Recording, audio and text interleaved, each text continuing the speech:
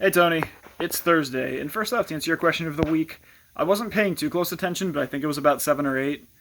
Um, so that's my answer to your question. So originally this week I was going to do a real deep dive into judicial philosophy because Amy Coney Barrett, who is President Trump's Supreme Court pick, has a very different judicial philosophy than Ruth Bader Ginsburg. May she rest in peace.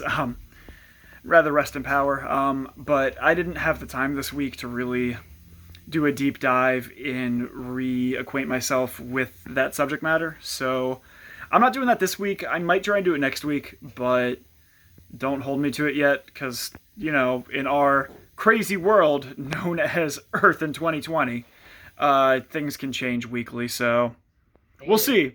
There are videos I've been planning on making for months that things have changed so much that I haven't actually had the chance to make them. But so what I'm talking about this week is going to be a little more close to home. It's going to be a little bit better, or not better. It's going to be a little happier than what I was originally going to dive into because there's enough depression in the world right now. I don't want to add more to it. But what I do want to talk about is still my podcast. So this week I was actually able to, a couple days ago, because there was, for some context on this, on yesterday, our computer system at work got completely borked. Like, utterly borked. There was a storm Tuesday night that caused a lot of outages with Comcast, and my entire office was completely shut off from our network. Our network that has everything on it that we absolutely need to actually do our job. So my supervising attorney was like, okay, hey, you go try work from home because this is going to take forever here. So first I went to Jay's parents' place because they've offered me home office space, which is great because we had a lot of people at our apartment on Wednesday, yesterday, because Jay is currently homeschooling our friend's son. Jay had an interview, Taylor and Justice were both working, so it was going to be a lot going on here at home. So I was going to go to Jay's parents' place to actually work on things, and I couldn't hook up to our system. So I was like, okay, it's not working here. I need to get work done. So I ended up coming home, only to find out that, hey, it wasn't working here either. There was some network issue on my laptop. I don't even know what the full problem was, but it made it so I could not connect. I was waiting on a call for IT for several hours, something which Taylor knows full well at this point. Let's see, I think Taylor's been waiting on a call from her work's IT for 3 months? 2.5 months. Forever and a half. Yeah, forever and a half. So I didn't end up getting the call, so I wasn't able to work from home.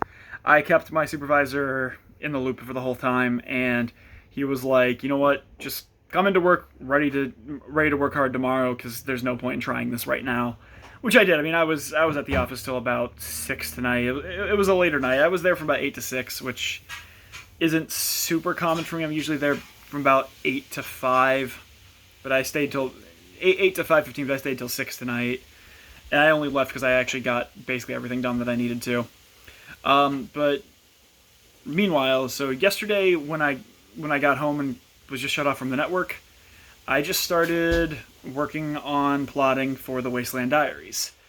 And I have the entire first part totally plotted out now. It hasn't been written yet, but I have the locations that my characters are going to, the general stories of the characters. So that was actually pretty cool. I had a lot of inspiration yesterday to write, which is good because work's been so busy and things have been so hectic around here that I really haven't had a lot of inspiration to really do things. And my tentative plan is still I really want to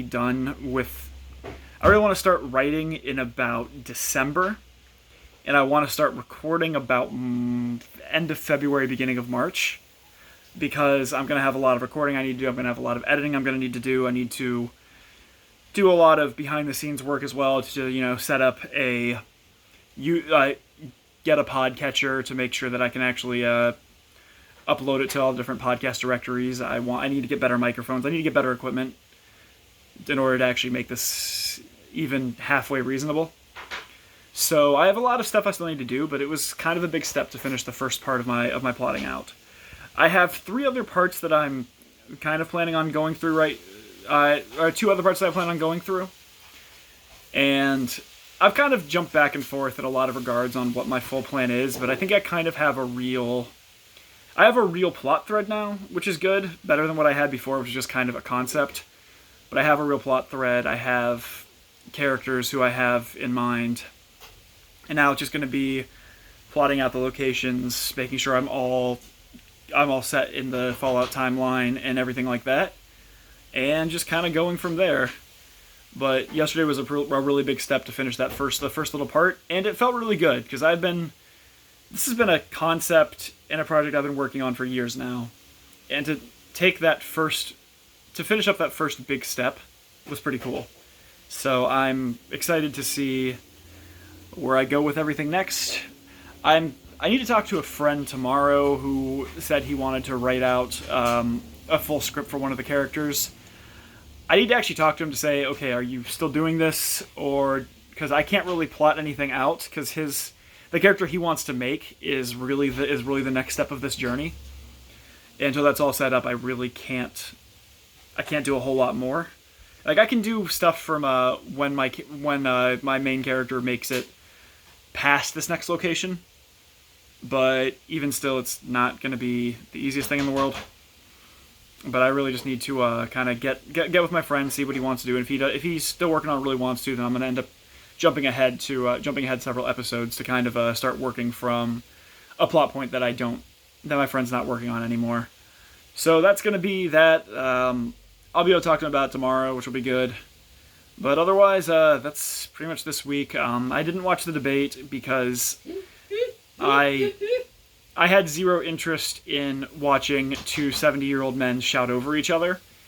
And everything I've read, everything I've seen is that I made the right decision. I already know what my pick is, and debates are just political theater anyway.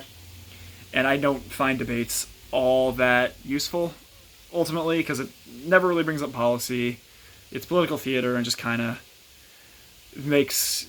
sets up, I guess, more of a storyline for your chosen candidate than any real policy, and I'm not all about that. I really like the policy. That's something I really like focusing on, and everything I've read is there was almost zero talk of policy. Joe Biden tried to talk about some policy, but it was shouted down, and it just turned into a shouting match between 2 angry 70-plus-year-old men.